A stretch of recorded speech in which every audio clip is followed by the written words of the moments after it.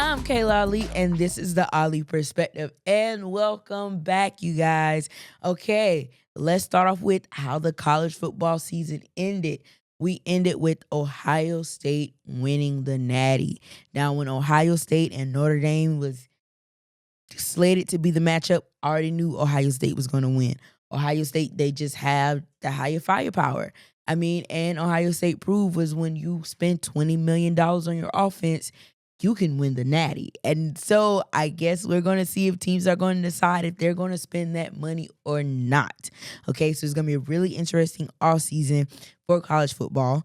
And I think the biggest team that we need to look at is going to be the University of North Carolina with Bill Belichick as their head coach.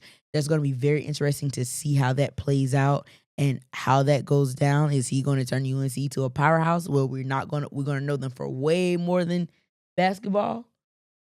I guess we shall see. But shout out to the Buckeyes, OHIO, and it was a great college football season, and I'm excited to see what next season holds, especially with how NIL is going, and every year it seems to be getting bigger and bigger and bigger, as well as the transfer portal. Things seems to be shaking up every year, every summer. It gets very interesting. So I'll keep you updated throughout with if there are any big transfer portal guys and where they're going and how I think they're fitting their system. So over the next few weeks, I'll keep an eye on that and I'll keep you guys posted on how that goes. So like I said, shout out to the Ohio State Buckeyes and congratulations on winning the 2025 NCAA football championship. Now, on to the NFL. Unfortunately, I wasn't able to do a show last week. So what I missed or what we weren't able to talk about was basically if I thought the Bills were going to finally beat the Chiefs, and I thought this was going to be the Bills beat the Chiefs, but like I said, it's hard to bet against Patrick Mahomes, and he continues to prove why you should not bet against him, okay? And shout out to the Philadelphia Eagles who put a whooping on the Commanders. I mean, the Commanders are the worst rushing defense in the league, and the Philadelphia Eagles scored 7 rushing touchdowns on them and ran for over 250 yards, if I'm not mistaken. I know Saquon Barkley finished today with 15 carries, 113 yards, and 3 touchdowns on the day. So our Super Bowl matchup is going to be the Kansas City Chiefs versus the Philadelphia Eagles. Now, this is a rematch from 2 years ago. And Jalen Hurts is the only quarterback in the Super Bowl era to throw for 4 touchdowns and not win a Super Bowl. So I don't get all the criticism when it comes to Jalen Hurts and how he performs. Okay, so I kind of went ahead of myself there, guys. So I'm going to back it up just a little bit, okay? About the storylines going into this Super Bowl. I'll start with the Philadelphia Eagles, okay? So the Philadelphia Eagles are making it back to the Super Bowl for the second time in 3 years. The first year, they going into the regular season, they had a pretty decent run game with Miles Sanders, and everything looked to be on the up and up. But in the Super Bowl, they just decided to air it out, and it worked out for them. I mean, they scored 35 points. Jalen Hurts threw 4 touchdowns, and the only reason why they really lost that game was because a very questionable pass interference flag was thrown, and when you look at it, it really could have been either or. But in that situation, if I'm the ref, I wouldn't have thrown the flag. But that's the only reason why Jalen Hurts and the Eagles are not, Super Bowl champions from that year. But their run game really went away in the Super Bowl. This team offensively is still the same, except for Travis Kelce is no longer the center, but they still have the strongest, most powerful offensive line in the NFL. But running behind this offensive line now is Saquon Barkley, a 2,000-yard rusher who I think they should have let break the single season record for most rushing yards in the season, but that's here nor there, and that is over with, okay? So I think the key to the Philadelphia Eagles winning this game is definitely going to be if they can continue to run the ball and have success. They didn't have success in the past against the Chiefs in the run game, but this isn't Miles Sanders. This is Saquon Barkley, okay? And with that offensive line and with Jalen Hurts proving to us in that last game that, hey, he can still stand in the pocket and throw the ball and be able to distribute the ball to Dallas Goedert, A.J. Brown, and Smitty, as well as being able to hand the ball off to Saquon and let Saquon just do what he do. I think the Eagles have a very good shot of beating the Kansas City Chiefs. Okay? And I'm going to say two more things before I move on to the Kansas City Chiefs. One, I do not get all the criticism that Jalen Hurts have been receiving. People saying that he's not that good of a quarterback. He can't throw the ball. He can't stand in the pocket. He's not accurate, yada, yada, yada, yada, yada.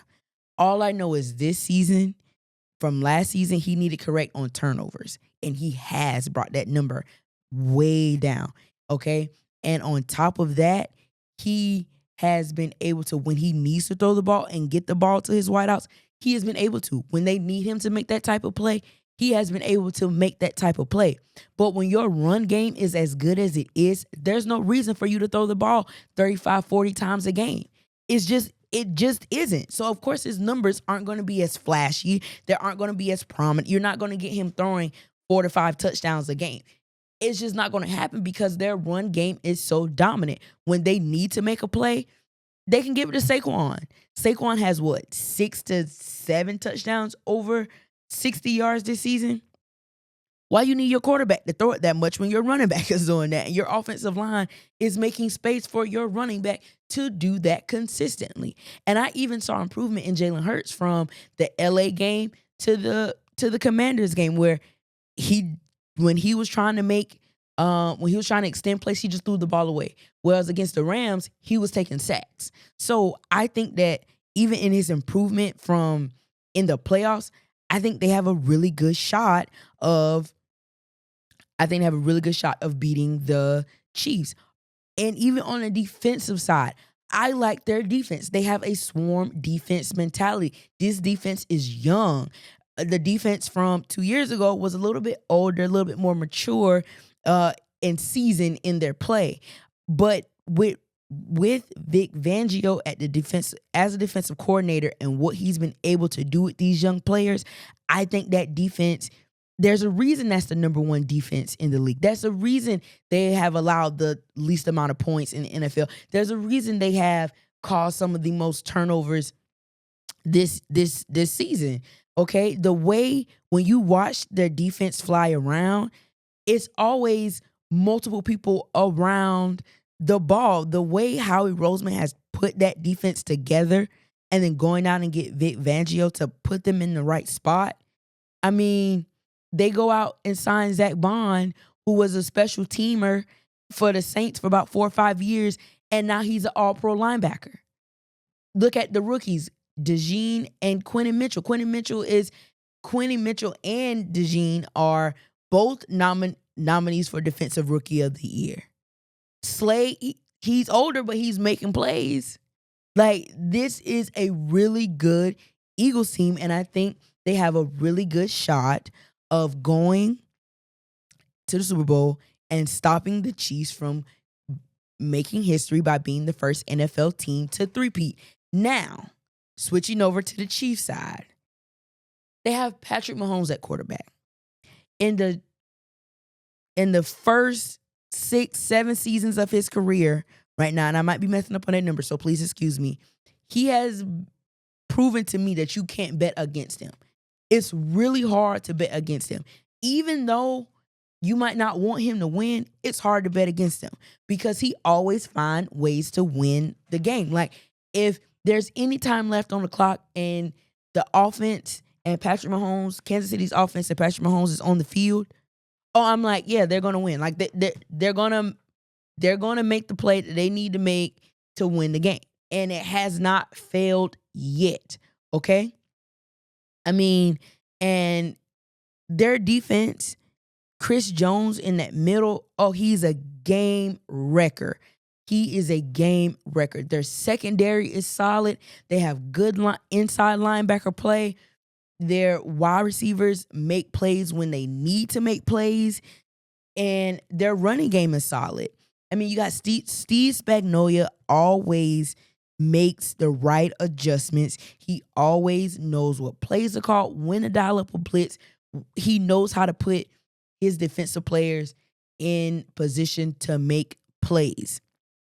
And somehow they always find the recipe to win.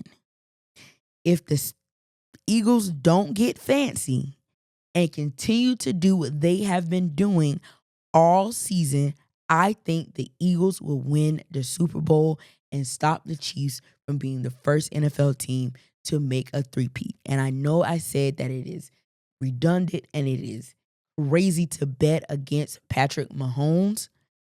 And I'm not even really betting against them. I just think on paper the Eagles are the better team. And I think that they are going to win. But deep down inside, I know the Chiefs are going to find a way to win that game. Okay? And I hope to sit back after the Super Bowl and we might say a little something different. And I don't know what it is, but when coordinators face the Chiefs, they think they got to go on with a completely different game plan and deviate from what they've been doing all season and what has worked for them. They think they need something new and it doesn't work. So if I'm the Eagles, do what you have been doing all season. Make them make you have to change the game plan. Don't already go in expecting to change the game plan. Make them make you change the game plan, if that makes sense. Okay? But I think the Eagles win the Super Bowl. Okay? I think the Eagles win the Super Bowl, and I think Jalen Hurts gets his first Super Bowl ring. Okay? So, that's all I have today on football and how that goes. And hopefully I'll be back to, we'll see how things go. We'll see how things go and how the Super Bowl goes. And I'll also keep my eye on injury reports because I know the Eagles' offensive line was really banged up, but they were able to push through against the Commanders. So I'll keep an eye on that and I'll report to you guys to let you know how things are going to shift on their offensive line and how that's going to work. You've got mail. All right. You was off for a week, but oddly enough, we ain't had but 2 emails. One of them is a 2-part email. Okay. It says, hey, Kayla, great show. Do you think that I'm reading this wrong, I'm sorry, is Patrick Mahomes the Michael Jordan of this era in a sense of he would have denied the most Hall of Famers from getting a championship? And the second part is, that being the case, is Lamar Jackson the Allen Iverson of this football era? I agree with that first statement. I think you're going to have a lot of good quarterbacks who don't win a Super Bowl because Patrick Mahomes. I mean, Josh Allen as well as Lamar Jackson are in that same conference with him. So they're going to have battles with him. And he seems to always win those battles in the playoffs. Josh and Lamar can win those battles in the regular season, but not the playoffs. And Josh Allen and Lamar Jackson, even though their careers are young, I wholeheartedly believe that they're going to be Hall of Famers someday. Like they're definitely going to have some gold jackets. As well as Joe Burrow, like quarterbacks like that. The Chiefs, Patrick Mahomes is just that guy. So I agree. I think he is the Michael Jordan of that. But I do think Lamar is going to get one ring. I think he's going to get one. Simple fact is because in football, like Tom Brady didn't win every single year because there were times where injuries or just other things with his team that didn't line up that allowed him to win. They lost to the Giants. They had the best team in football. Yeah. They just got beat. they just got beat. You know what I'm saying? Like, as a Giants fan, I'm here to tell you. yeah, you know, Eli has beaten Brady, you know, Twice. so twice. So I think Josh and I think Lamar are going to get a ring. I just think that they're going to get rings when the Chiefs are at their worst. I don't know if they can beat the Chiefs when the Chiefs are at their best. So, yeah, that's the but I do think, like I said, I do think Josh Allen and I do think Lamar are going to get one ring, but I don't see them getting multiple rings. Okay. And then what about the second part? The second question, second part of that question is Lamar Jackson, Allen Iverson era in football. Yes, as of right now, yes. And I don't know what killed him this time was the 2 turnovers. If he didn't have those 2 turnovers, and I know people are saying Mark Jackson too, Mark Andrews as well for dropping that 2-point conversion, and those 2 turnovers and that drop is what stopped him. But it seems like he always makes mistakes early in the game, in the playoffs, and then when he makes up for it, something happens that keeps him from falling short from completely making that over. But as of now, yeah, he's the Allen Iverson. But I think he is going to have one year where all the marbles just fall into place, and he's going to get one. I think that's next year. Yeah. Got Derrick Henry under contract. Mm-hmm. Locked it. All of the wide receivers, they're probably not. They don't have to. See, No. probably got to get a number 1 receiver. I think depending on how quickly Zay Flowers can come back from his injury, and then how they do in the draft. Because, every year there's one player that no one has talked about or no one expected to be as good. And I think if they can go out and get that player offensively, like as a wide receiver, I think they'll be good. I think they'll be good. Next question. Do you think that the blowout in the national championship degraded it in the sense of the competition? This question is because as I sat there and watched it, I was like, I'd rather have watched a 14 deal than all of that to get to, like, we watched all these games to get to this. Yeah. We got 2 more emails, but all of that to get to this. Do you think it like degraded that? No, because that year that Georgia beat the brakes off of TCU, that was another national championship game where it was like, oh my God. But I mean, TCU, look who TCU beat to get to that championship against Georgia. It just so happened that that team was just so much better than TCU at that moment.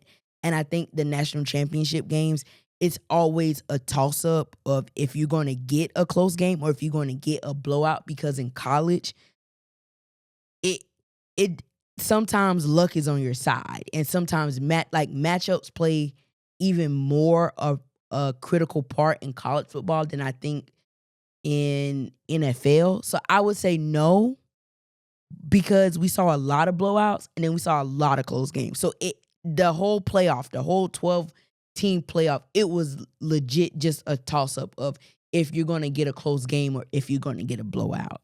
And I think that just sums up college, because there were a lot of college games this season that should have been blowouts that turned into really close games. And there was a lot of really close games that people anticipated that turned into blowouts. So I think college is just that extreme of either you're going to get a close game or you're going to get a blowout, and you just never know.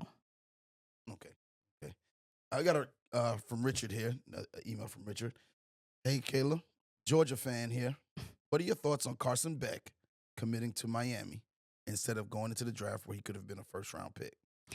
I think Carson knew what his draft stock was going to be, and he didn't like it.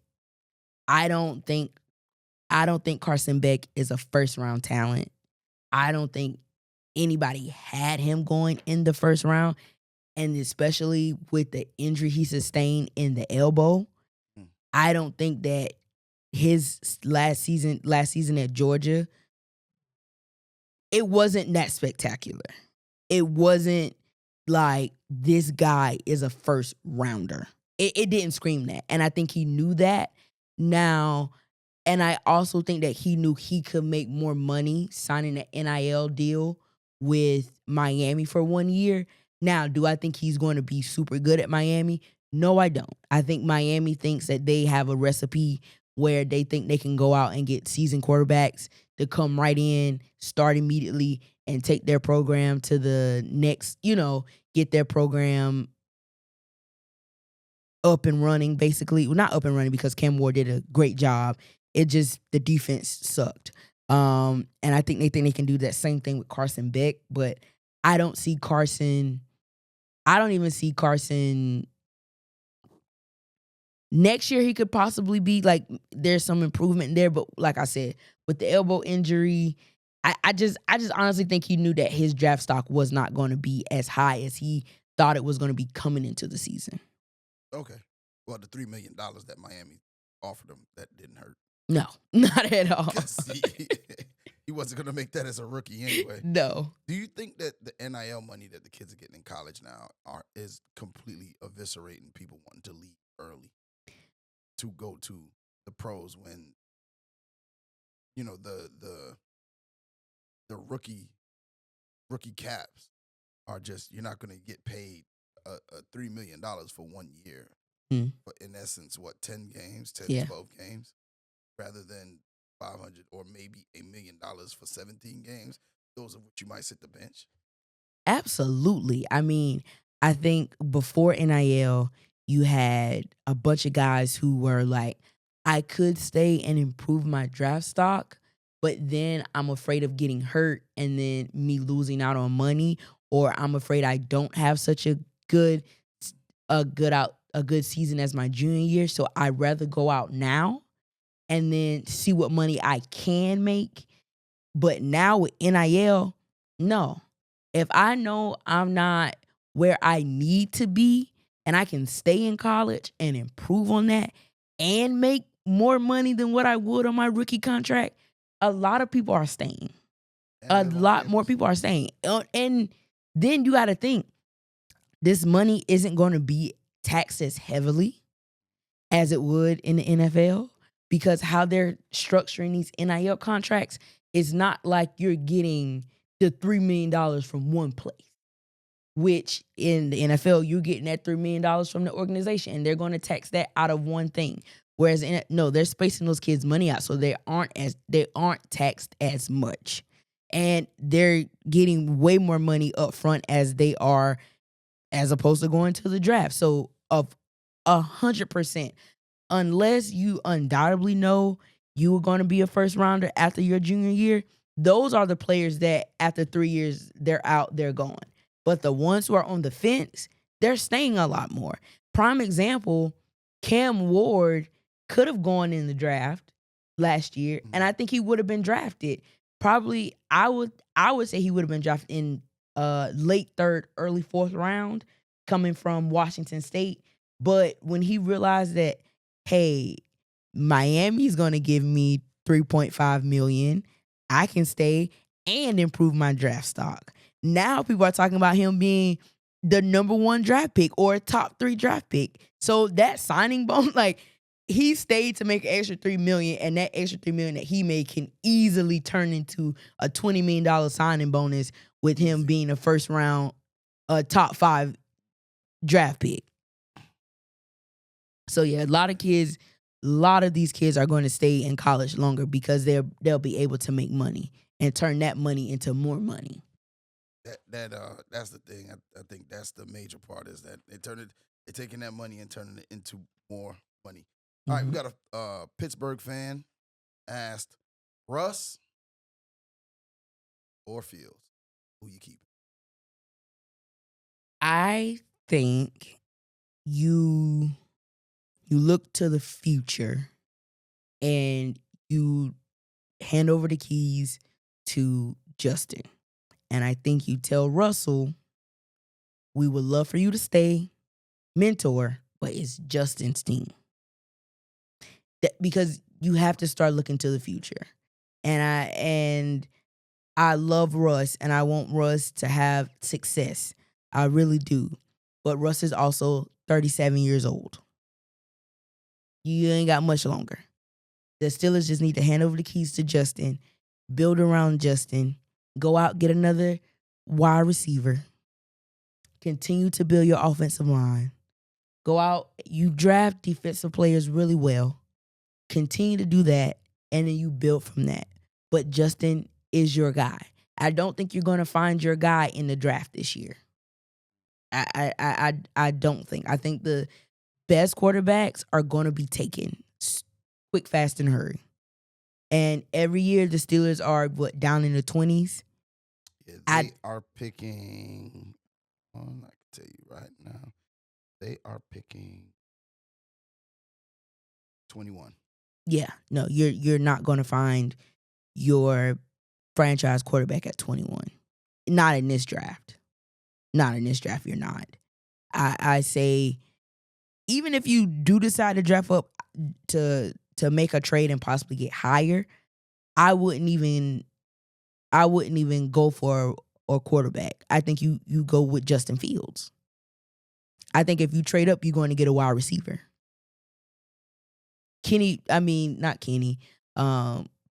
George Pickens needs help in that wide receiver room. He needs help bad. You go out and you find him a wide receiver. Yeah, all the mock drafts I looked at got him taking Luther Burden III out of Missouri. I can see that. He kind of fell off. That's what I was saying. I think that Matthew was Golden had a better season from Texas. Yes, but I think he fell off because of quarterback play, not necessarily his doing, more so quarterback play. But if he's not there and Golden from Texas is there, then I'm going Golden. They got Golden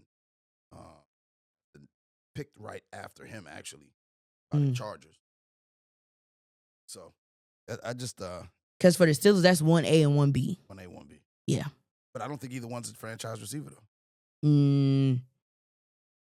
Neither one's a franchise receiver, and you already don't have a franchise receiver there. The only person, and I probably need to delve into this draft class receivers a little bit more. Only one that I honestly could see being a franchise is guy from Arizona, Nate. I can't remember his name right now. This mock draft doesn't have him. Yeah. McMillan, him. Yeah. Vittoria McMillan. Yes. They got him going 6 to the Raiders. Okay, yeah. He's the only one that I can see being because of his route running abilities, his ability to catch the ball. He can catch the ball with his body. He can catch the ball with his hands. He can locate the ball very well. He can stick his foot in the ground. I think all around, he's a great receiver. He's the only one I can see coming and making an immediate impact at the wide receiver position. But anybody else, I think that there'll be a good 2 to Pickens out of Golden and Burton. It is. I got you. Been scrolling. Luther Burden. Yeah. I think those guys are your number your number 2. Like you looking for wide receiver number 2 when you in this draft. I just don't know where Pittsburgh goes because what's about to look up free agent. Only notable free agent coming off the top of my head is T. Higgins. And you're gonna have to pay him. Yeah, but I would say they could pay him. But see, the thing is, Pittsburgh don't want to pay the offense. If you look at Pittsburgh, like how their team is set up, all the money is on the defensive side of the ball. They don't pay money on the offensive side of the ball. And I don't understand why, because this is a offensive-driven league. Yeah. And now, an interesting pickup, well, I think T. Higgins, like you said, he would be a number 1. Mm-hmm. I think you bring him in. I think I don't think he's had any issues at Cincinnati. Nope. He's been good. Mm-hmm. Chris Godwin, I think, is intriguing. Yeah. But I don't think he's a number 1. No. And Amari Cooper's number 1 days are behind him. Yeah. And then Stephon Diggs, that's the top 4. Top and 5 he's is coming DeAndre off of it. Hopkins. The 5th and- one is DeAndre Hopkins. And Diggs is coming off of an ACL injury. Yeah, we have Now, if you don't want to pay somebody, then those 4 guys are your people. Like but you gotta dish out money on the offensive side of the ball. You have to. Well, Keenan Allen also is available. Yeah, but he's not enough. No, there's no number 1 no. in here. Like No. even T. Higgins, I don't think is a number 1. I think he can be. I think it's just he's teammates with Jamar Chase. Ain't nobody a number 1. Jamar Chase. Ain't nobody, you know what I'm saying? Like, but I think he has all the tangibles and all the skills to be a number 1 on another team. That's just not his predicament. Just want to give a shout out to the Be Easy of the DJ Blaze radio show. He's a big Pittsburgh fan. He's a fan of yours too. Last question here. As we talk about the draft, this person is in the draft. First quarterback, you're running the Tennessee Titans. Who are you taking? Shador? Or are you taking Cam? Cam. I'm taking Cam. Every mock draft has Shador. Every mock draft. There's not one mock draft that has Cam.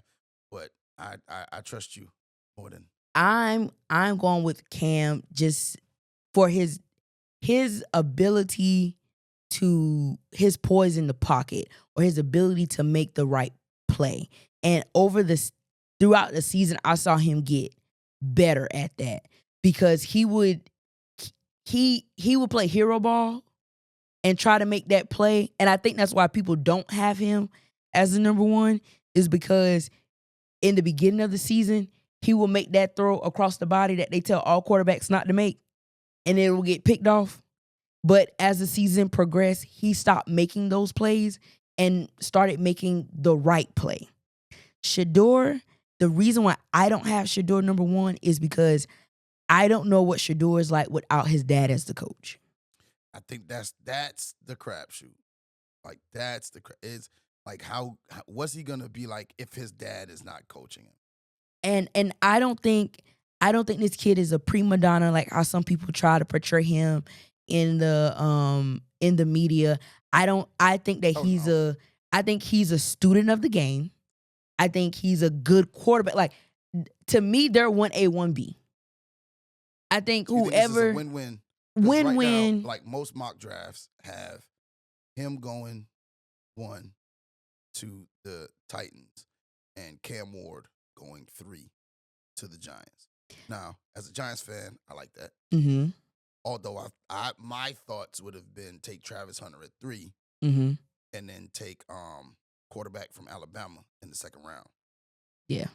That's probably what I would do because Neighbors needs help on the outside, and that's Travis Hunter, somebody who could play. I don't know where you would primarily put him because he is the best wide receiver and he is the best cornerback. And I think with Neighbors, pair him up with Neighbors as a Giants fan, because honestly, you can put either or on the outside or either or in slot. Yeah, in the slot. But they already have a good slot receiver in Robinson. Yeah. He's gonna get the little screens, the little bubble screens, the little slants, the little corner. Like so, you put one on one side, one on the other side, and you got Robinson running the middle. You got a little something going, but like I always say, the Giants will never ask them. I don't think they read my letters. But I think, like I said, me personally is Cam Ward, and like I said, the outlier with Shador to me is just how is he going to and I'm not saying that he's uncoachable either. That's not what I'm saying. I'm just saying I just don't know how that looks without his dad, especially when your dad has coached you literally your entire life. Yes. From Pee-wee. From Pee-wee, middle school, high school, college, like that has been his coach. That's been his guy. So I just don't know how that's going to look. But I think he's going to, and also between him and Cam, it's just going to be who goes into the better situation. Who's going to go into with the team that's going to build around them appropriately. That's the next thing. That's also the next thing. Because I don't think either one is going to prosper if they don't go to a team that's going to build around them accordingly. Well, that's all you got for this week, Kayla. Yep.